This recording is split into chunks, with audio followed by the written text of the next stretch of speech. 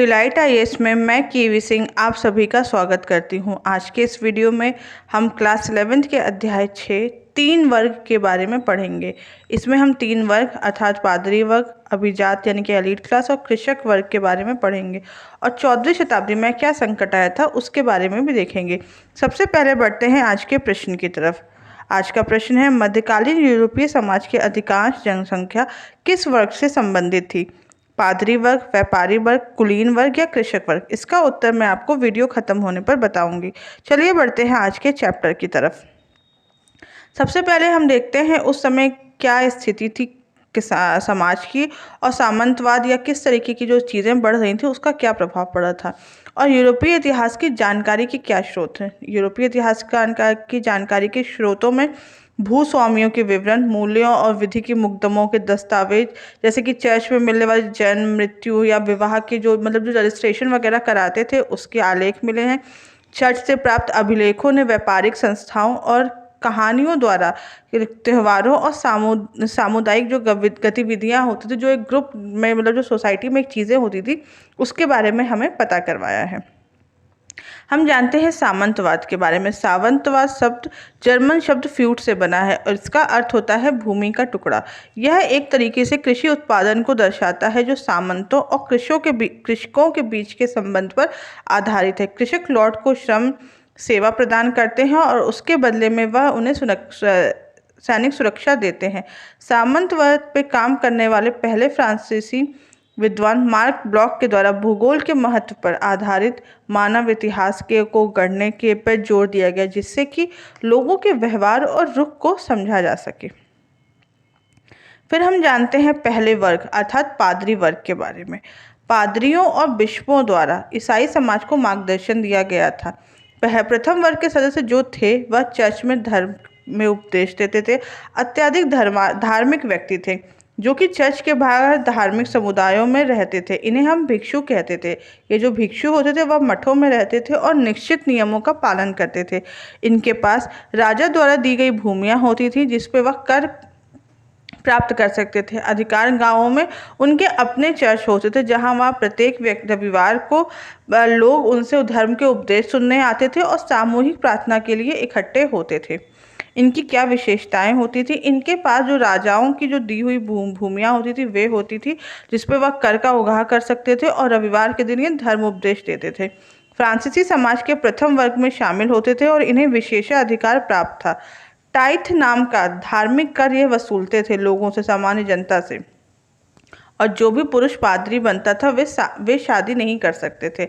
धर्म के क्षेत्र में बिशप एलीट माने जाते थे, अभिजात या माने जाते थे, और इनके पास लॉर्ड की तरीके कई विस्तृत जागीरें भी होती थी। फिर हम देखते हैं भिक्षु और मठों के बारे में। चर्च के अलावा कुछ विशेष जो श्रद्धालु होते थे वह ईसाइयों की कुछ दूसरी संस्था में होते थे जो कि मठों में रहते थे और एकांत जीवन व्यतीत करते थे। ये मठ मनुष्य की जो आबादी थे उससे काफ़ी दूर हुआ करता था। सबसे दो प्रमुख मठों के नाम थे जो कि स्थित था 529 में इटली में स्थापित किया गया था, जिसका नाम था सेंट बेनेडिक्ट मठ, और 910 में बरगंडी में स्थित था क्लूनी मठ। हम देखते हैं इन भिक्षुओं की क्या विशेषताएं होती थी। ये मठों में रहते थे। इनको एक निश्चित और विशेष नियमों का पालन करना पड़ता था। आम आबादी से दूर रहते थे। ये अपना सारा जीवन यहाँ रहने और प्रार्थना करने, अध्ययन, कृषि जैसे शारीरिक श्रम में रहते थे, और इसका वो एक तरीके से एक व्रत लेते थे, एक तरीके से संकल्प करते थे कि वह जीवन ऐसे ही बीएंगे। और जो पादरी कार्य के विपरीत उनका जो जैसे कि हम देखेंगे पादरी अधिकतर पुरुष होते थे, लेकिन भिक्षु की जिंदगी में पुरुष और स्त्रियां दोनों ही अपना काम कर सकती थी। ऐसे जो पुरुष होते थे उनको मोंक, और जो ऐसी स्त्रियां होती हैं उनको नन कहते हैं।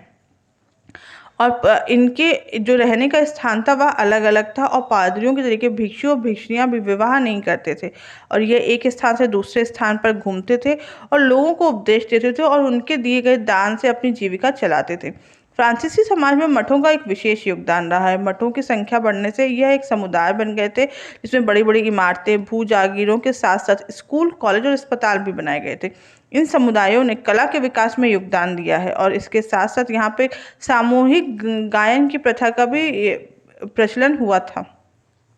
13वीं सदी में कुछ विशेष प्रकार के समूह थे जिन्हें हम फ्रायर कहते थे और इन्होंने मठों में नहीं रहने का निर्णय लिया था।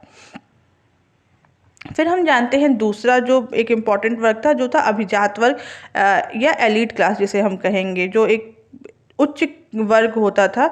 यह इनकी एक बहुत महत्वपूर्ण भूमिका होती थी। ऐसे महत्वपूर्ण संसाधन, भूमि आदि पर इनका नियंत्रण होता था, जिसकी वजह से ही ये इतनी महत्वपूर्ण होते थे समाज में। इनके कारण वेस्लेज नामक एक प्रथा का विकास भी हुआ था।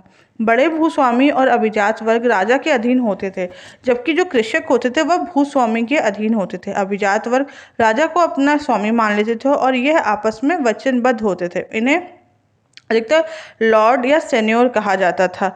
इनके इसका अर्थ होता है रोटी देने वाला, और दास वेसलेज जो दास प्रथा थी उसे दास जो कहा जाता है, वह दास की रक्षा के लिए करते थे और उसके प्रति जो दास होते थे वह इनके प्रति निष्ठावान रहते थे। इनके संबंधों में व्यापक रीति रिवाज और शपथ लिए जाती थी। इनकी क्या विशेषताएं थी? इनकी एक विशेष हैसियत थी समाज में।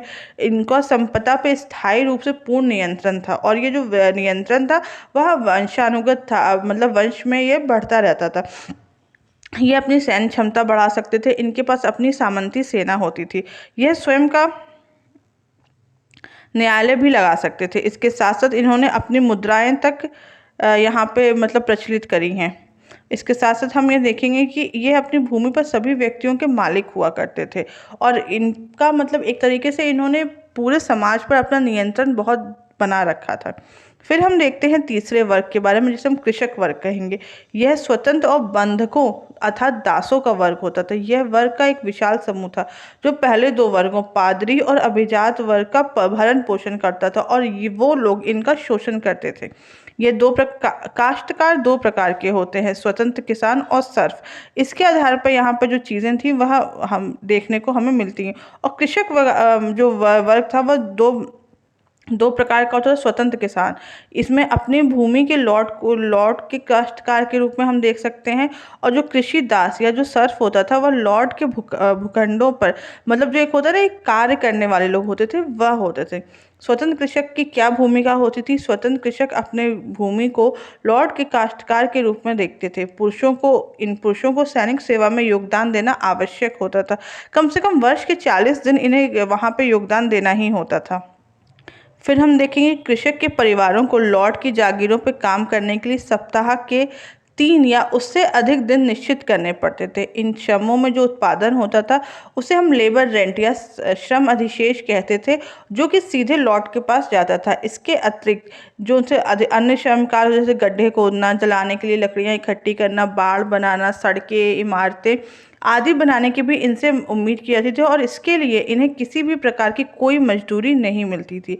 खेतों में काम करने के अतिरिक्त इनके अतिरिक्त स्त्रियों और बच्चों को भी कार्य करने पड़ते थे। वे सूत काटते थे, कपड़ा बुनते थे, मोमबत्ती बनाते थे, और इसके साथ साथ लॉर्ड के उपयोग से हेतु अंगूरों से जो रस निकाल के जो मदिरा तैयार की जाती थी वह उसमें भी योगदान देते थे। एक तरीके से हम ये देखेंगे कि जो पादरी वर्ग और जो अभिजात वर्ग था उसमें यह जो कृषक वर्ग है, जो ये लेबर का जो वर्ग होता था, वह उन्होंने उनके जीवन पर पूरी तरीके से नियंत्रण कर रखा था, और उन्हें उतना पैसा नहीं मिलता था जितना उनसे श्रम कराया जाता था।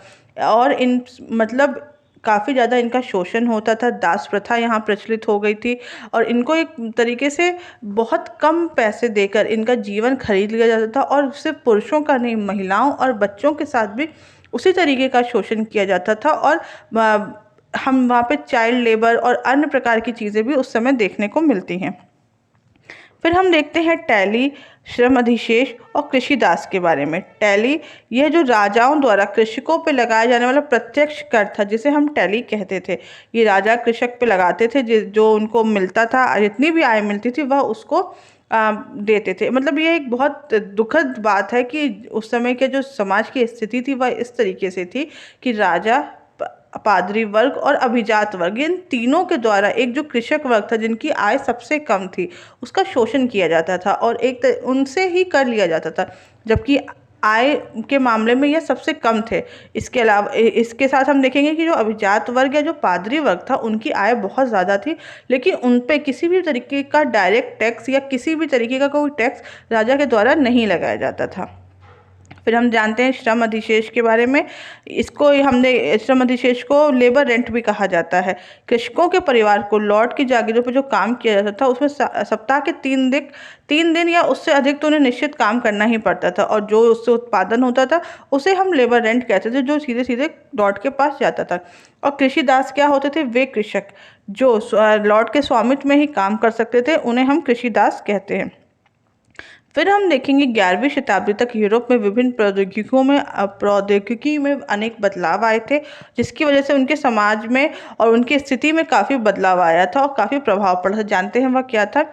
यहाँ पर अब लकड़ी के स्थान पर लोहे के भारी नोक वाले हल और साँचेदार पट्टों का प्रयोग होने पड़ा, और अब पशुओं के गले के स्थान पर जो उनका जो बांधने वाला था वह उनके कंधे पर लगाने पड़ा। घोड़े के खुरों पे लोहे की नाल का प्रयोग होने लगा। कृषि के लिए वायु और जल शक्ति का प्रयोग होने लगा, और इसके साथ साथ संबीटकों और चक्कियों में भी वायु और जल शक्तियों का प्रयोग होने लगा। इसके साथ साथ 2 खेती की व्यवस्था के स्थान पर 3 खेतों की व्यवस्था का उपयोग होने लगा, और जिससे कृषि उत्पादन में काफ़ी ज़्यादा बढ़ोतरी हुई थी और भोजन की उपलब्धता दुगनी हो गई थी। और कृषकों को इससे यह हुआ था कि कृषकों को जो अवसर थे वह बेहतर मिलने लगे थे। और एक और देखने योग्य बात है कि जोतों का आकार इससे छोटा हो गया था, जिसमें काम करने के लिए कुशलता के साथ साथ कृषि कार्य कम होने लगा था और कम श्रम की आवश्यकता पड़ने लगी थी, जिसके लिए कृषकों को अन्य गतिविधियों में जाने का समय मिल गया था।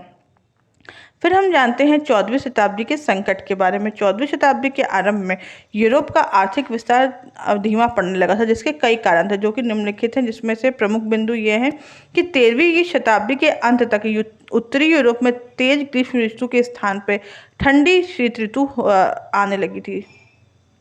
ठीक है, और पैदावार के मौसम छोटे तूफान और सागरीय बाढ़ों से फार्म प्रतिष्ठान नष्ट हो गया। सरकारों को करों से आमदनी में कमी आने लगी थी।